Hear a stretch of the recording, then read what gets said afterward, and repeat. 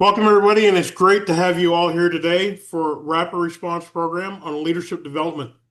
Believe it or not, this is Level 1, Lead Self, and we are now into Module 6, focusing on Arbitration Theory and Bias. There will be one last module after this one on Decision-Making and Ethics, which will be on September 9th at 2 p.m. Eastern Time. So we look forward to seeing you there for this one. Thank you, all of you, for all your patience as we've worked on finding new dates and times to reschedule these last few sessions. We've all had an interesting last few months, and extremely important that we make this a priority as well. As part of my welcome today, I'd like to begin by acknowledging that the National Office of the CFC is on the unceded and unsurrendered territory of the Anishinaabe and the Algonquin people. We acknowledge them as the keepers of the Ottawa Rivershed and its tributaries. We recognize the hurts and harms of the past, as well as the strengths and resiliency of the people, and believe working together can make for a better future. You are also all invited to share your own land acknowledgements in the chat if you would like to do so. Today's session will focus on arbitration theory and bias, and we'll cover categories around arbitration and how they interrelate, and the four causal factors, the various characteristics of causal factors, and more. And at this point, I'd now like to turn it over to my co-chair, Chief Paul Bosino, to introduce today's speaker. Paul. Thanks very much, Chief Jones. Hello, everyone. Thank you again, all of you, for your patience as we work through finding new dates and times to reschedule these sessions. As Chief Jones mentioned, it was certainly a challenging summer for many of you. And again, we thank you very much for your commitment to this leadership development group. I'm pleased to introduce our speaker today, who you may know, Acting Fire Chief Steve Debienne with the High River Fire Department in Alberta. Steve Debienne has dedicated nearly 3 decades to fire services, beginning his career in 1996 and serving in senior leadership roles as the chief or deputy chief since 2005. Recognized as a visionary leader, Steve blends operational expertise with a strong commitment to professional development. While completing his MBA, Steve was accepted into the prestigious Los Angeles Fire Department Leadership Academy, becoming only the second Canadian to do so. This experience deepened his passion for leadership excellence, inspiring him to pursue a Bachelor of Leadership, which he will commence this fall. Steve is a dual-trained firefighter in both structural and wireline firefighting and is a certified structure protection specialist.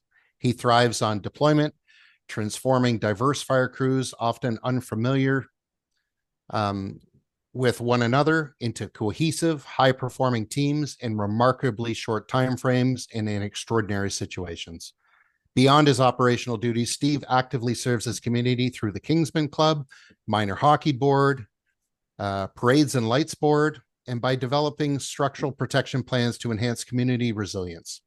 His career reflects a blend of strategic vision, operational proficiency, and a steadfast commitment to service both on and off the fire line. So without further ado, let me pass it over to today's speaker. Steve, over to you. Thank you, Chiefs, and great to see everybody today. I do apologize. I was probably part of the issues as to some of the scheduling conflicts, so I do apologize with that.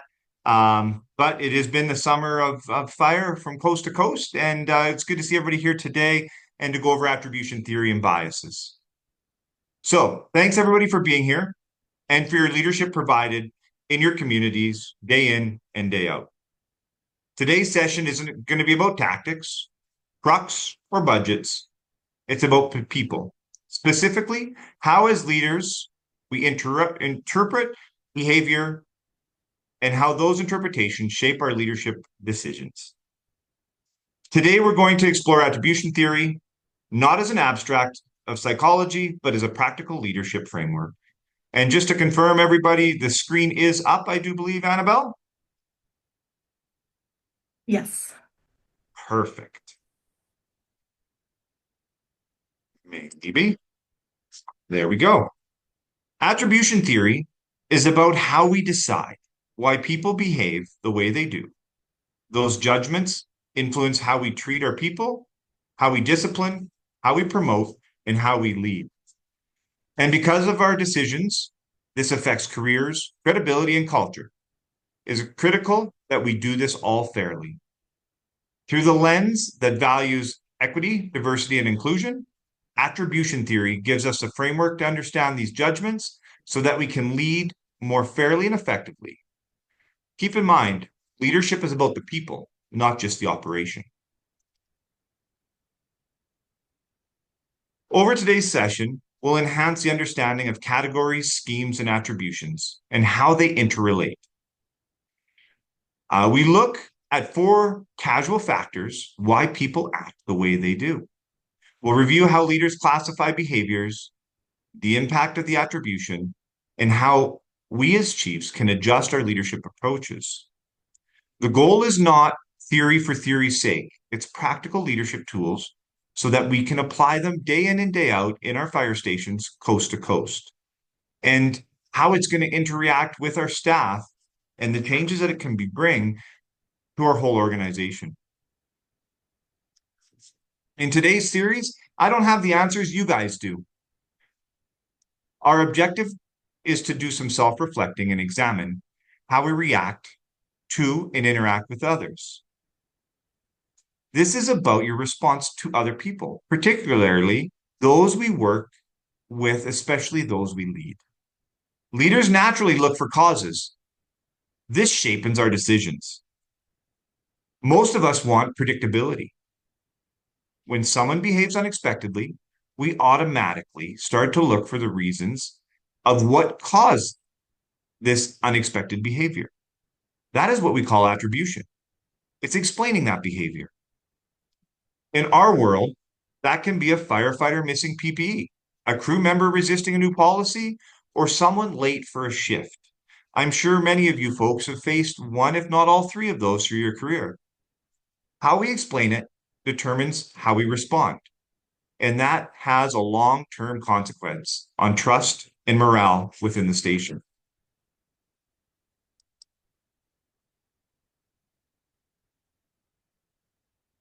We need to explain, or we need the explanations for our behavior and our actions. Why did they do that? Here is how they all come together. We got categories, we got schemes, we got attributions, and they all relate together. We do this self-consciously day in and day out. We prejudge or label people, things, or etc. They're based on the schemes, which are effective tool for understanding the world, but they're not always accurate. And we'll touch more on this a little bit later on. We create an explanation as to the why. That is what we call an attribution.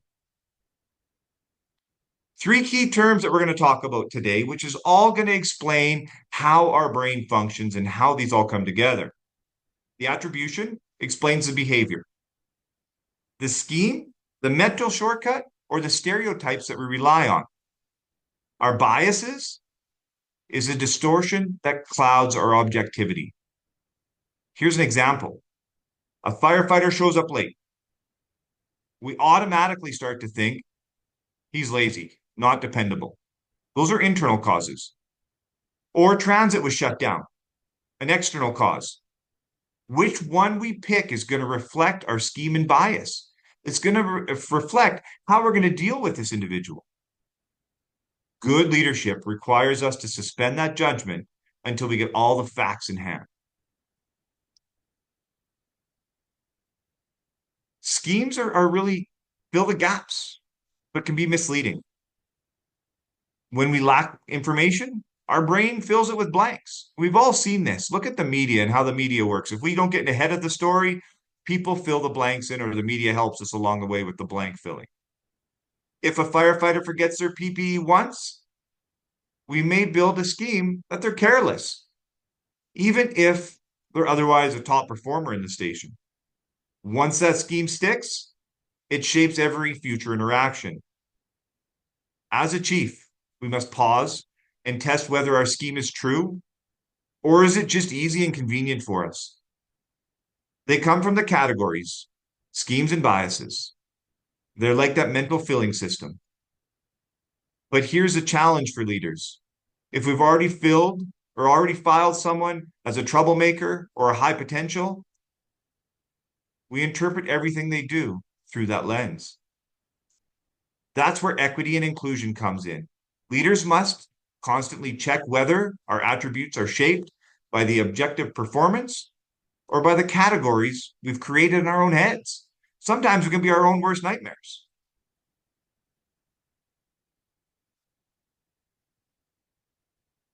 There we go.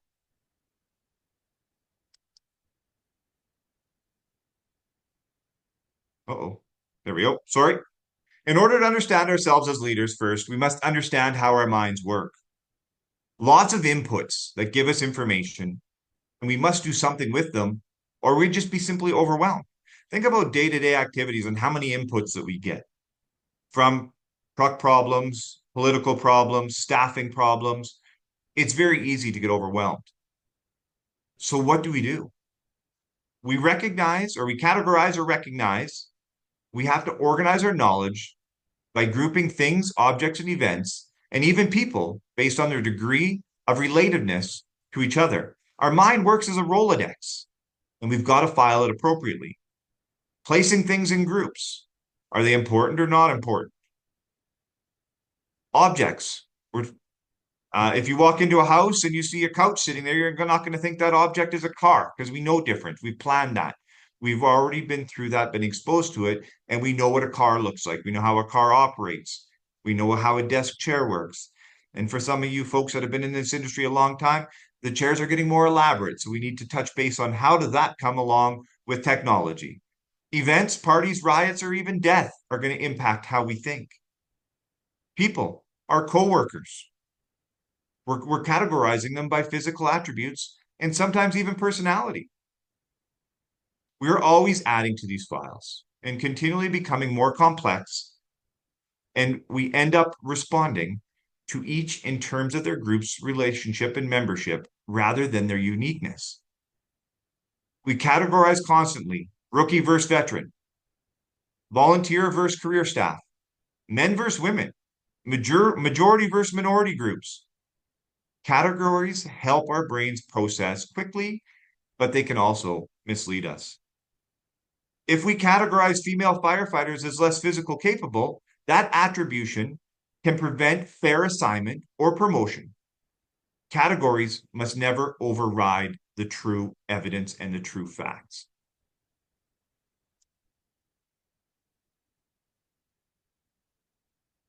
We categorize because it saves mental energy. It's fast to say volunteers are less reliable than to evaluate each firefighter on their own actual performances. But leadership isn't about shortcuts. It's about slowing down, questioning our assumptions, and treating individuals as if they are truly individual. This is especially critical when leading diverse teams, because those shortcuts often reflect stereotypes and not the true reality. The categorization process only requires an automatic thought process. It is a pattern recognition process in which we identify key features and place them into these groups. For an example, when we are young, we learn what a chair is: something with four legs, and flat part and an upright part, and it's used to sit on. As we go through life, we see different chairs, but each time we see a different chair, we don't have to recreate a new category in our own minds. We just automatically assign them to the chair or furniture category. The association between these different chairs is called a scheme. We do this with people too. Yes, we categorize people according to what we've observed, assumed their personality traits, and these categories are learned as part of our socialization process, and they become our perpetual filters. Once we categorize an object, such as a person, this categorization then determines how we respond to that person's based on his or her membership in that given category, rather than based on their unique qualities. Categorization can bias our way of thinking unless we're motivated to and take action to overcome these biases. That is why we as leaders need to be aware that these category schemes and attributions play a role in everyday world. Once we categorize something, everything they do gets filtered through that category, and a firefighter categorized as resistant to change may be ignored even when they raise a valid concern. This becomes a self-fulfilling cycle. Our attributions shape their treatment, which shapes their behavior. Inclusive leaders break that cycle by checking their assumptions and reevaluating categories regularly. We need explanations for behaviors and actions. That's our human nature. We need to know the why. Why did I? Why did they do that?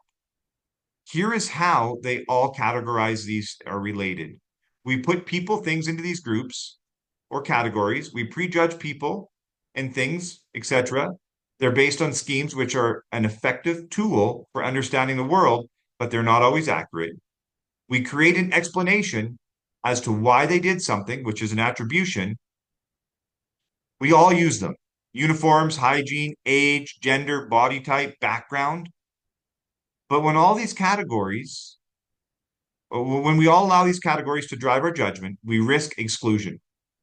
For example, assuming an older firefighter can't adapt to new technologies, or assuming a younger firefighter lacks discipline. Those are attributions, not facts.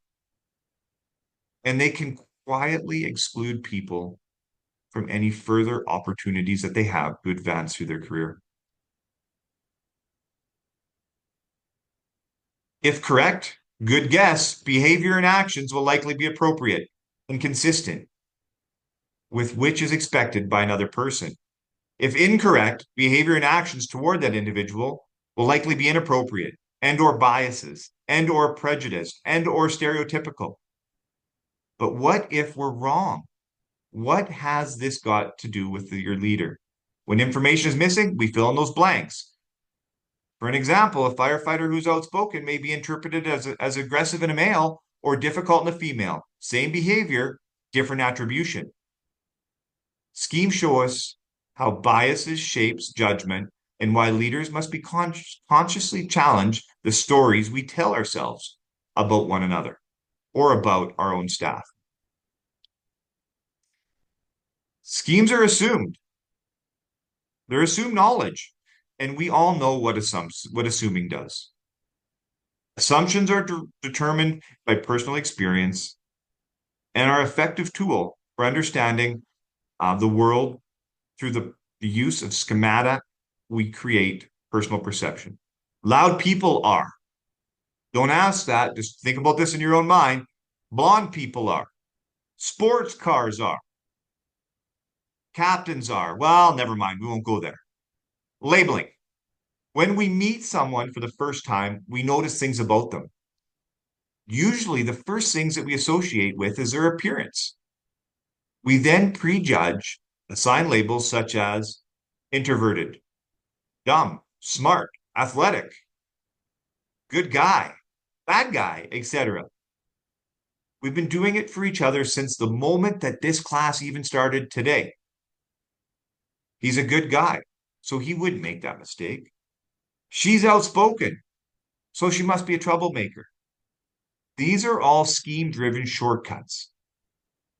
They not only distort fairness, they harm inclusion. By locking people into roles and reputations they may not deserve. Great leaders resist these stereotyping and evaluate based on facts, not the assumptions. Here, the leadership challenge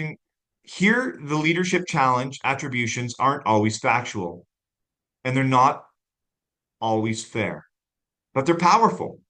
They drive how we treat people. Inclusive leaders recognize their attributions are subjective, and they deliberately seek out multiple perspectives, especially when dealing with unrepresented groups who may already face different biases and challenging biases. Here's a quick little video to just highlight how this goes into play. But for the next contestant, the world of showbiz seems a million miles away. It's Paul, a mobile phone salesman from South Wales. By day, I sell mobile phones. My dream is to spend my life doing what I feel that I was born to do. Paul, what are you here for today, Paul? To sing opera. I've always wanted to sing as a career. Confidence has always been sort of like a difficult thing for me. I've always found it a little bit difficult to be completely confident in myself. Okay, ready when you are.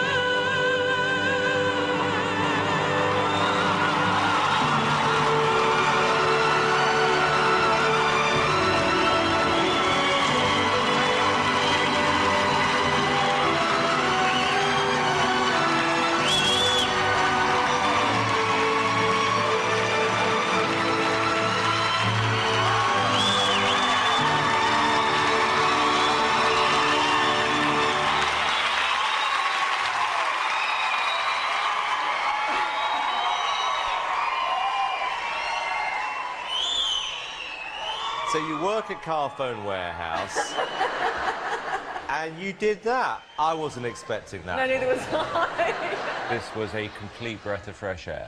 I thought you were absolutely fantastic.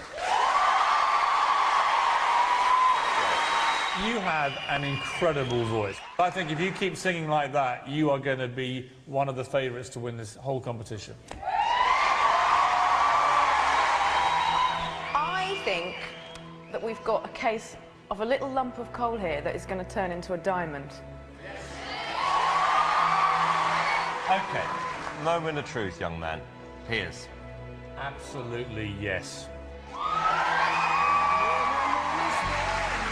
Amanda? Yes. Paul? You are through to the next round.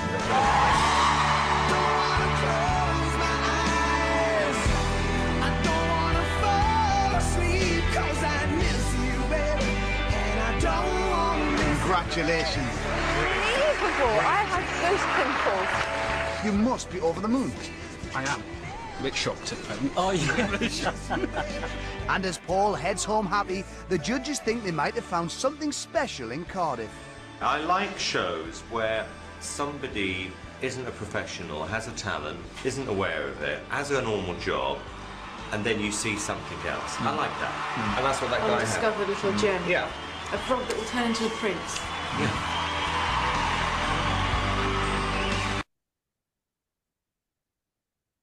What was your initial perception of Paul Potts? Did you prejudge? Did the judges lack complete information and use schemes to fill in the gaps? Was the categorization correct? Heck no.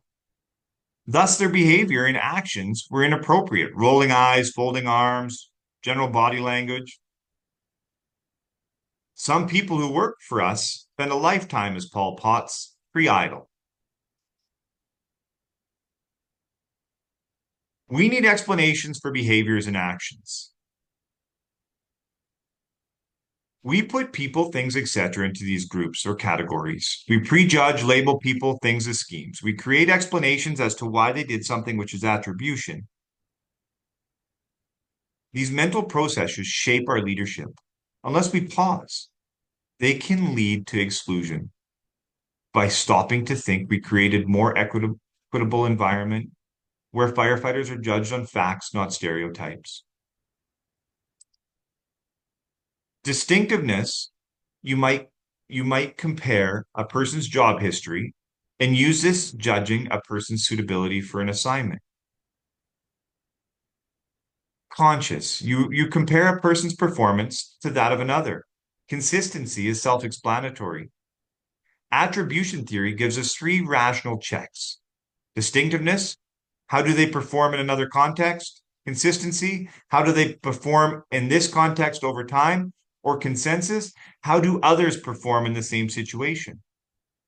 Applying these prevents unfair judgment. For example, if only one firefighter struggles with a drill, it might be an ability or effort. If someone struggles, maybe the task or instructions are flawed. Leaders who skip these checks biases first. If someone who is usually strong suddenly underperforms, attribution should lean external. Something may be going on, but without reflection, leaders may quickly blame character. This is where inclusion matters. A firefighter dealing with a family or cultural stressor may be unfairly labeled as uncommitted, when the truth is far more complex. Let's talk about consistency, sometimes called the history test. This factor asks, how has this person performed on the same task in the past? It is one of the rational checks in attribution theory, and it's critical for these leaders. Why? Because our response to a behavior should change depending on whether it's a pattern or an exception. What consistency means for leadership is high consistency is if a firefighter regularly performs poorly on a task, then the cause may be internal, a skill gap, lack of ability, or a lack of effort. Low consistency, if the firefighter usually performs well, but slips once, the cause is likely an external or unstable factor. Fatigue, unusual circumstances, unclear instructions.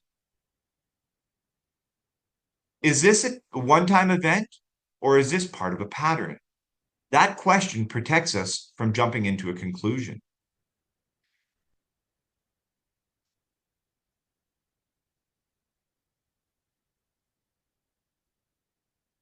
If one firefighter fails and others succeed, we may look at the individual, but if many fail, the cause is systemic. Training, equipment, clarity. Consensus helps leaders shift attribution away from an individual and towards systems, which is critical for building fairness across diverse teams.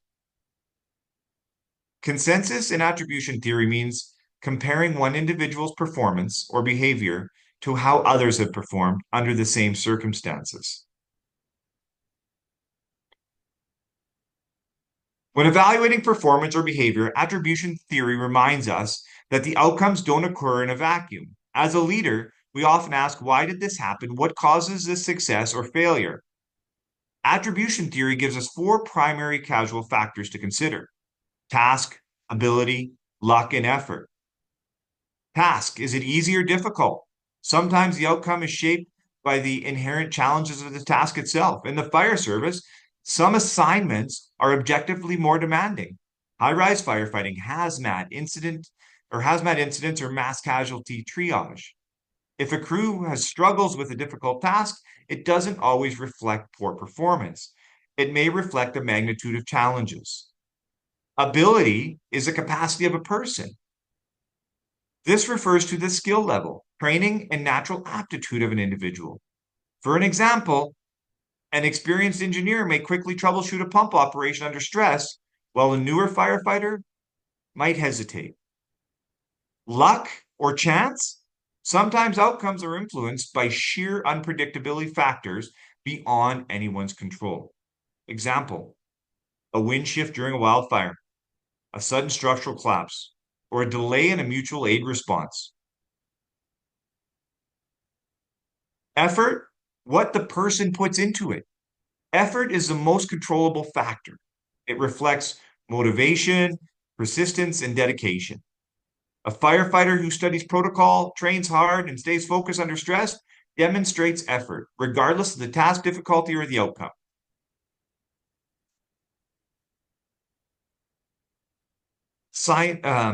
Assigns casualties to factors within the person.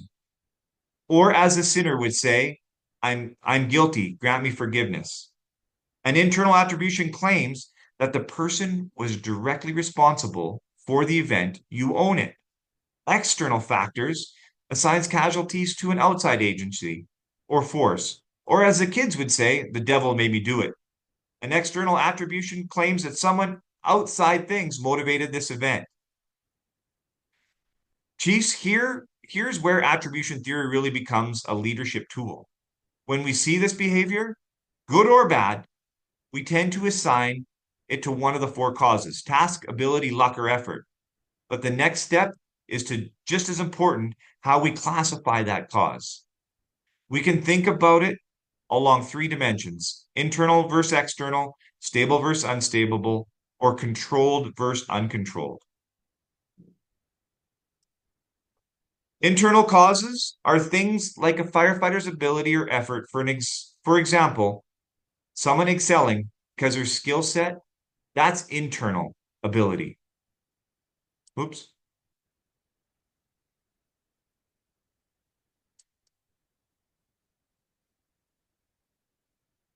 External, you accept no ownership.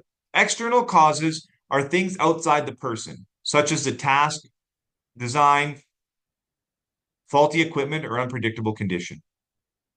The leadership risk in this is leaders tend to over-attribute failure to internal factors like laziness or incompetence and under-acknowledge external causes.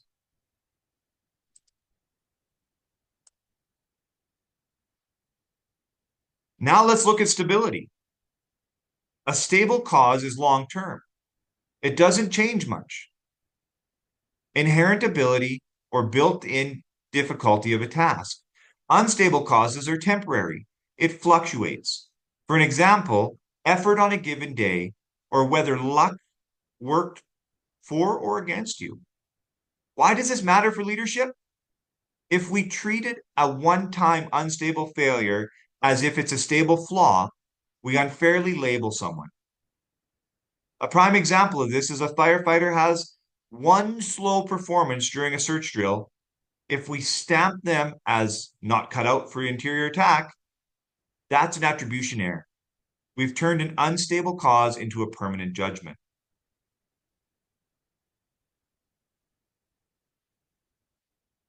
Unstable causes include effort or luck. These change from day to day. A firefighter may give their all one week, but be distracted or exhausted the next. A medic may have a perfectly executed intervention that does not succeed simply due to patient factors. That's luck. Leaders must be careful. Judging someone's entire career based on one bad day is unfair and inaccurate. Unfortunately, this happens with unprecedented firefighters. One visible mistake can define them in the eyes of leadership, while majority of their peers are judged by broader patterns. Inclusive leadership requires to treat unstable causes as a temporary unless repeated evidence shows otherwise. Chiefs sometimes take a single unstable failure, a missed drill, a bad decision under pressure, and treat that as a stable flaw in that character or competence. Other key dimensions is controllability. Some causes are within a firefighter's control, others aren't. Effort is controllable. Luck, equipment failures, or other inherent difficulty of a task are not. Ability is a mixed bag. Some aspects can be developed, others are natural. Leadership requires distinguishing carefully between what is controllable and what isn't. If we punish somebody for something uncontrollable, we lose the credibility and harm morale. For an example, if an SCBA malfunctions mid-entry and the crew has to retreat, blaming them is unfair. On the flip side, if someone repeatedly neglects PPE despite reminders, that's controllable and requires accountability.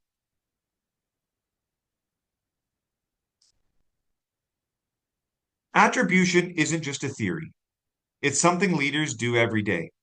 Every time we see a behavior or an outcome, we distinctly ask ourselves, why did this happen? The way we explain those causes, our attributes, has a direct impact on how we lead, how we treat our people, and the decisions we make as chief. Influence on leadership, reactions, attribution shape, whether reward, discipline, or support. If a firefighter misses a command, do you think they're not paying attention, which is an effort issue? Or the radio channel was overloaded, which is a system issue? The attribution you choose completely changes your response. Wrong attributions can create resentment and erode trust. Accurate and fair attributions strengthen credibility and morale.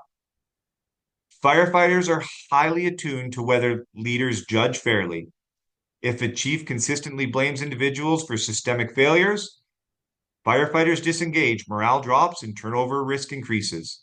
On the other hand, when leaders demonstrate fairness by distinguishing between personal shortcomings and environmental challenges, crew develop psychological safety. They trust their chief to have their back.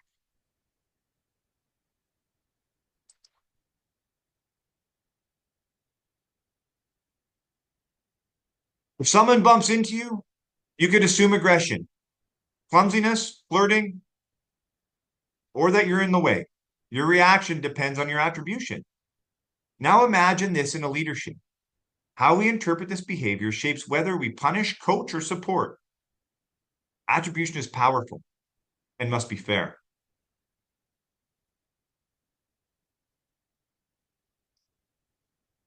As a leader, we fall into these 4 traps. Self-serving bias. This one's about protecting our ego. When we succeed, we credit ourselves. Internal causes like skill and effort. When we fail, we blame external causes, luck, equipment, or other people.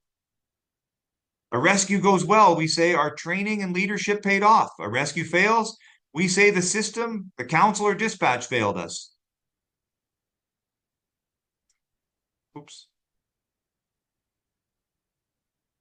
Actor-observed bias. When we observe someone else, we tend to blame internal causes, their ability, effort, or character. But when we're the ones acting, we blame external causes, bad luck, unclear instructions.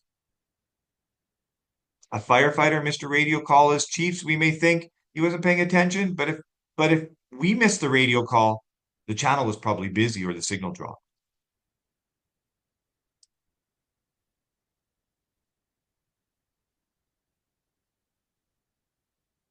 Negative outcome bias. We tend to judge behavior more harshly when the outcome is bad, even if the behavior itself is no different. 2 firefighters both skip a safety check. In one case, nothing happens. In the other case, an accident occurs. The second firefighter gets punished more severely, even though the behavior was identical.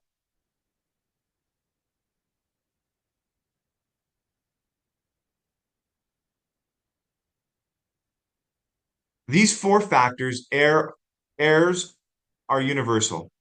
We all fall into them. But here's the key for chiefs. Be aware of them. Check your first judgment. Apply standards consistently across the team.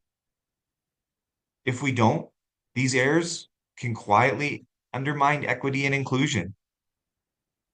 But if we do, we set a culture of fairness, where firefighters know they'll be judged on the facts, not the bias or the stereotypes.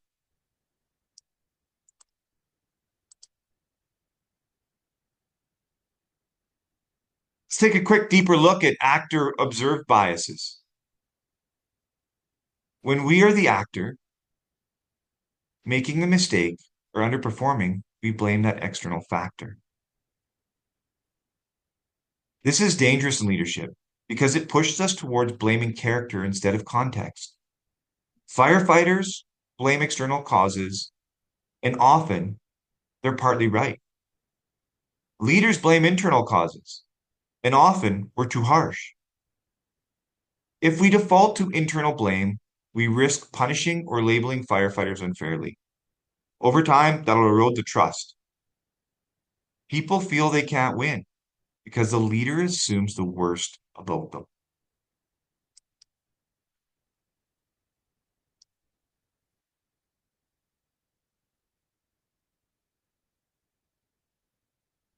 Self-serving bias, the bias says, when things go well, people attribute success to internal factors. I worked hard, I trained hard, I'm skilled. When things go bad, they blame the external factor. The equipment failed. Weather was terrible. The system didn't support me. In other words, I succeeded because of me and I failed because of something else. People claim credit for success and blame circumstances for failure. As chiefs, we do this too. We say, the win was my leadership, but blame the failures on council and budgets. Self-awareness is the key. Leaders who model humility and fairness create a culture where everyone, regardless of the background, feels safe, owning both wins and mistakes.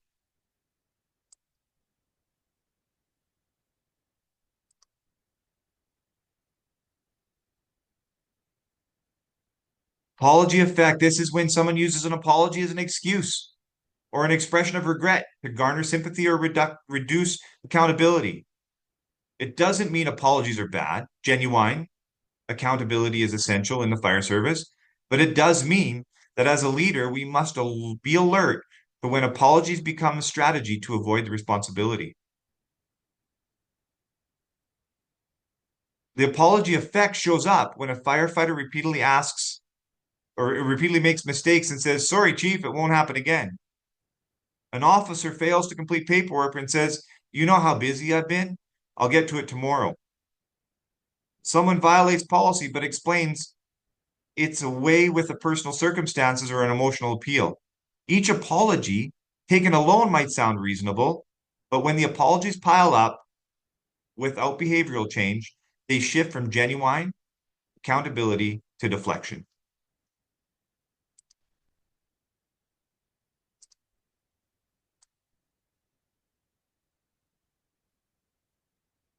There are potential for biases that influence leaders' response to others.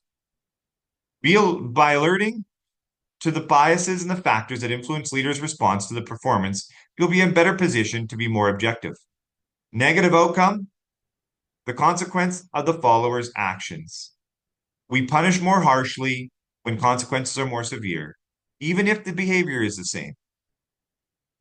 For that example, a safety shortcut ignored once without harm may get overlooked, but if that same shortcut causes injury, punishment is severe.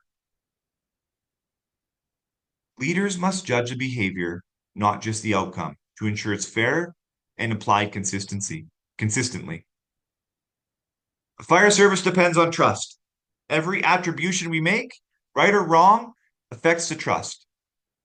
Chiefs who check their biases lead inclusively. They build credibility across diverse teams. Chiefs who don't risk eroding morale, reinforcing stereotypes, and losing respect. The call to action is simple. Lead deliberately, attribute fairly, build inclusion throughout every leadership decision. I'll close with this. Think about your own leadership. Where have attribution errors crept in? Have you ever assumed laziness when it was actually an unclear policy, or blamed individuals when it was a system's were to fault? And equally, have you seen how unfair attributions affect women, minorities, or volunteers in other organizations? Let's open this up and talk about how attribution theory can strengthen leadership, fairness, and inclusivity across the fire services. Ladies and gentlemen, any questions today on this?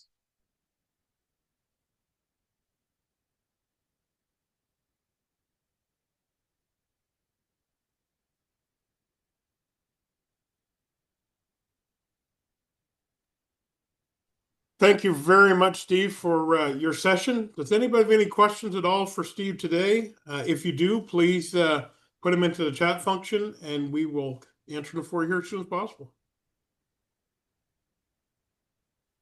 No, we did have a question in the chat that's just related to the materials. Deb said, curious, module 6 slideshow PDF does not show as available on the course page. That's because it won't be available there until later today. We only post the materials after the session itself. And then in the next week or so, we'll also add the recording of the session as well as the quiz.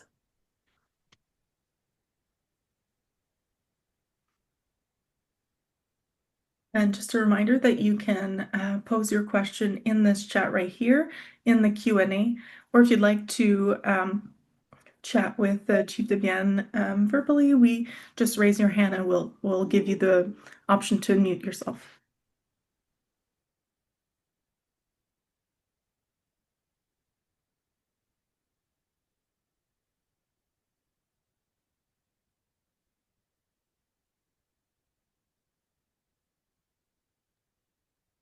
All right, Chief, we have one question that just popped up.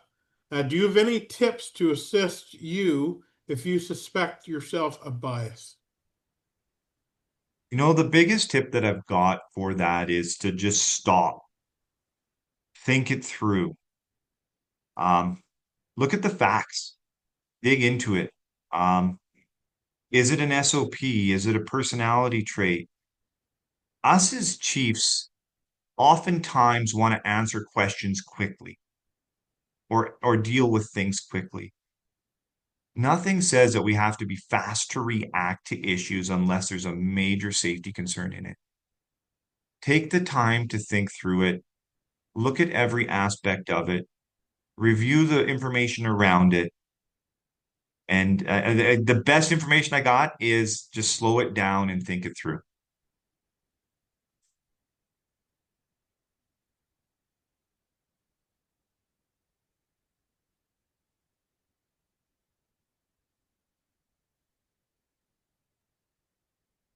All right, Chief, so I got a question for you. What's something that you see as a common issue that occurs across the fire service that all fire officers should be mindful of? Steve, you got to hit right at the throat on that one, don't you? Right for the jugular. Hey, you know what? It's food for thought, so it's a good thing to bring on the conversation for sure. You know, one of the big common ones that I think is right now in the fire service, we've got many different generations all working together. And that's where we start to see a lot of these biases creep in. And a lot of the schemes come into this too, because Chief, from your upbringing to your children's upbringing, the programming is very different. Now, when you go ahead, and I don't mean to date you, but even to your grandchildren's upbringing, right? Like there's going to be all the different pieces in it. And it is really understanding the background and what was programmed into people's brains and how they react the way they react. Our media doesn't help us. When you think about like everything going on between Russia, Ukraine, and all these meetings and things going on, it's very easy to get sucked in without taking that time to step back. And it's going to depend on what your background brought into this and what your morals and ethics and compass sit at. No, that's a good point. I agree. Man, I'm young. I don't know what you're talking about being old. Jeez. Sorry. Grandkids. Well, that's just, I'll have no here then. I get very little now. So another question for you, Chief, is what is the best way to approach someone or peer if you believe they're making a decision with biases? Sit down and have a conversation with them. Oftentimes we forget that step. If you guys want, these slide deck will be shared. I've got more information on it. I've got some cheats that I use daily in regards to it. It sits right on the corner of my desk that when I start to get into it, I start to think a little bit and I'm like, I got to take a look at this.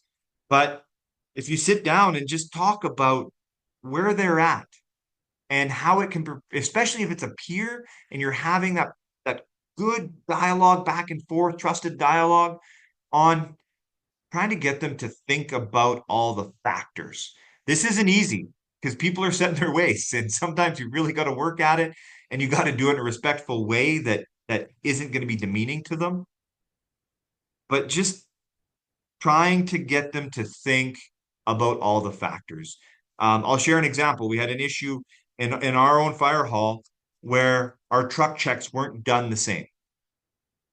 And the DC was going to come down on the guys. And being new, only 3.5 years with the department, started to dig through, and I'm like, hey, DC, just before you go that way, here's our SOP that you've got. And our SOP has never been updated to reflect the renovations. And so just to kind of help educate and work people through it, those are great questions though. But to sit down, have that true, honest dialogue with them and express where you're coming from and how these biases, whether it be negative outcome, actor, self-serving, or apologetic effect, come into play, and that maybe their schemes need to be just talked about.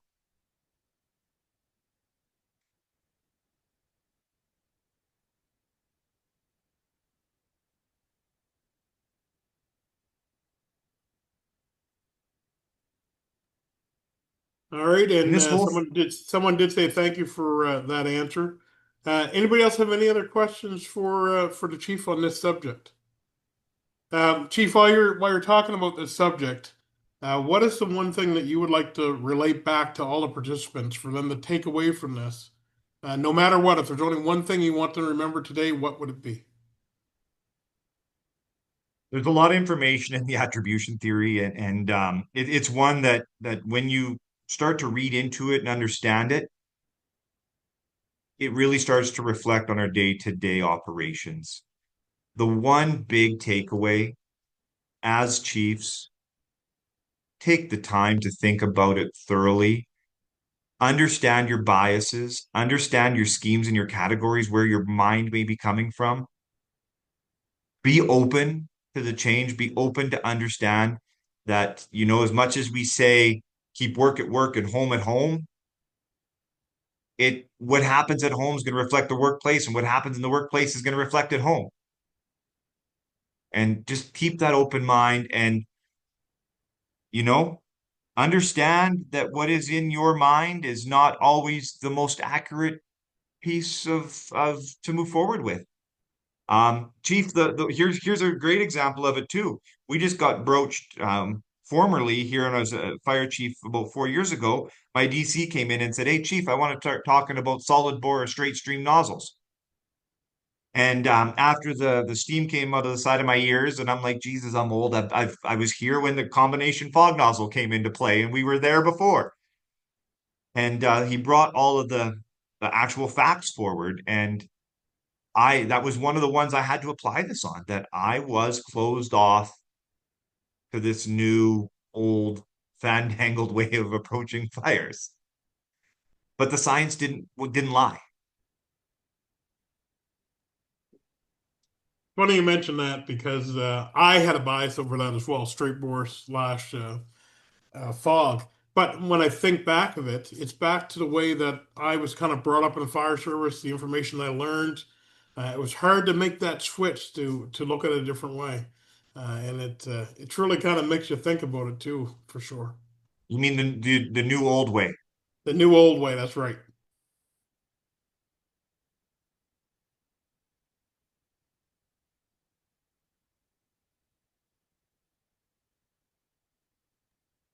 All right, here's a question for you, Chief. What factors can help people make more accurate? Sorry, mate, I just forgot what I was going to say. What factors can help people make more accurate decisions, and what are the consequences about the inaccuracy in it as well, using the information you provide us with today? What factors?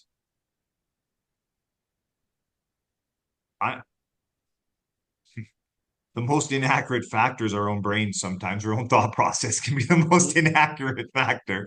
I think as a chief, we're often the ones that are standing on the top of the pyramid by ourselves. And everybody's looking at us for the answer and to have the right answer right now. And I know I took a session at one point and they said, no answer is actually a good answer. If you don't know, don't try to BS it or come up with something. Look into the factors around it. And the fire service is in a huge state of flux. We've got all kinds of things going on. We got challenges and changes across the board, whether it be from, I mean, staffing as a volunteer, staffing as a paid per call, staffing as a full time. We've got all these factors. We've got budget cuts and increased training. And it's really to try and align those factors into what is actual factual going on in your department today. And as chiefs, I really think we got to do a better forward progress with, you know, reaching out and having a heart-to-heart conversation with Chief Jones about a factor that might be affecting me that maybe he's got some experience in, or do a little research, or build that network of people that you trust, that you've got a problem, you can reach out and be like, hey, Chief Jones, how did you deal with this? Chief Boisano, how did you deal with this? And be open to the input from them. And then reciprocal, those chiefs being able to keep that under their hat and not going out and saying, oh, you know, Chief Debienne's an idiot, he couldn't solve his own problems, but being understanding and to build that fairness up. If you work in a career department, you know damn well the unions are doing it to us all the time. Us as chiefs have to start to build that collaboration. And I think this leadership seminars that we're working through the first phase into the second phase, I think is going to help open those doors, that we're having some good, strong, genuine conversations. No, and you know what? One factor I do see, one bias I see is when you're interviewing folks that are your sometimes your peers and sometimes folks that look up to you. Sometimes they already have a bias in their mind when you ask them an interview question. Their bias is, you know, to them is the right position, but they're not looking at the bigger picture either, and that creates some major factors along the line as well. Absolutely. Another question I have for you is, what are some good strategies that can be implemented when it comes to the hiring process to help avoid attribution and bias by decision makers? I don't think we can avoid the attribution and biases. It's an everyday occurrence. It's no matter what we do, we're living in it every day. The avoiding is understanding and knowing that you have it and being able to work through it. When we get into hiring, I mean, you've got to look at the uniqueness and individuality of each individual you're hiring, and what are you hiring for? I have a really good friend that just retired as a Joint Chief of Staff in the Marine Corps. And he was telling me the one day, he's like, you know, when we hired the first female into the Marine Corps, the older Marines are like, what are you doing? You're going to tear apart the Marine Corps. He's like, guess what happened? Nothing. It's still there. He said, and then we got into some of the different ethnic backgrounds, and the same thing, you're tearing it apart. He's like, guess what happened? Nothing. The standards are in play for the individuality to achieve. And if the individuals can meet those standards, then we have to leave our biases alone. I go back, and my father, before he passed away, has been a manager for years and years and years and years.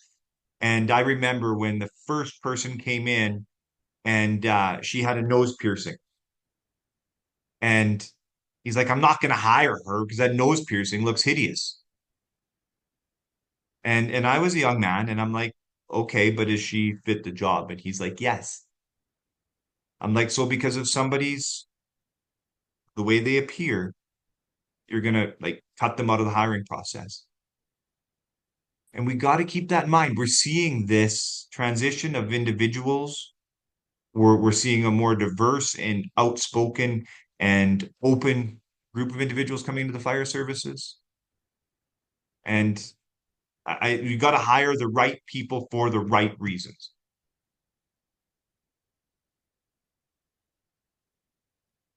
Yeah, I couldn't agree more with that for sure. Another question I have for you is, what are some good strategies that story? What are some of the limitations of attribution theory? And are there situations or behaviors that it doesn't adequately explain?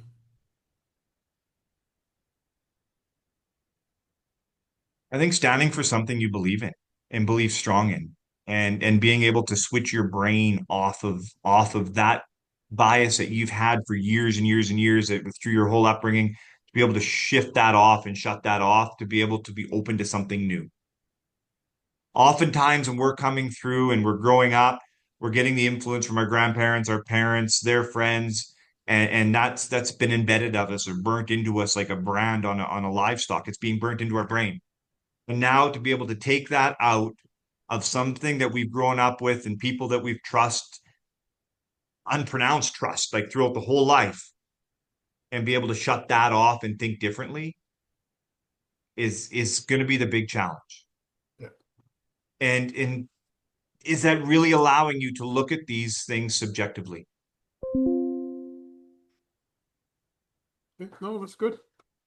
So, Chief, earlier you, in answering some of the questions, you had mentioned the flip chart paper that you had that you go to sometimes, and Yes, you sir. know, to me, that's one of your strategies. But I guess one question I have is, what are some strategies that you have to redirect yourself from blaming external factors and making mistakes to ensure it doesn't happen that way in the future? So, for example, around education or praxis or teamwork, etc. What do you do to kind of help yourself get back to bases or back to that norm every time? You know, I've been working in this for quite a while and become very self-aware of it. And I oftentimes look at outside influences long before I get into the internal influences. Um, you have a call that the turnout time is greater than 90 seconds coming off the floor. And it's easy to be like, well, the guys aren't doing, they're doing something, but what is the external? Well, maybe one of them's slightly ill. Maybe they're dealing with something in the station. So I oftentimes now shift to the external influences before I get to the internal ones. And I like to be process driven now. And it's a big change for those that have known me a long time. That's a big change in my own brain, is to be driven by the process. If we've got an SOP in play and that's what we expect our staff to follow, then we have to follow that SOP or change it. Because if we're asking them to do that and we're telling them to do something different, we've already got a bias put into play.